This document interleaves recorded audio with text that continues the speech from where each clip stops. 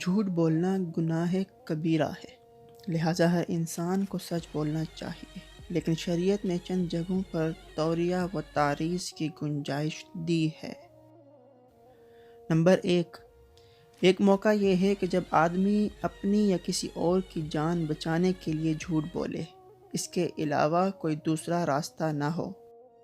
Number دوسرا موقع یہ ہے کہ آدمی دو لوگوں کے درمیان صلح کرانے کی وجہ سے جھوٹ بولے اور اس جھوٹ کی وجہ سے صلح ہو جائے۔ نمبر تیسرا موقع میاں بیوی کی باہمی گفتگو کے اوقات ہیں۔ کیا میاں بیوی میں سے ہر ایک کے لیے جائز ہے کہ وہ ایک دوسرے کو خوش کرنے کے لیے ایسی بات کہہ دے جو خلاف واقع ہو؟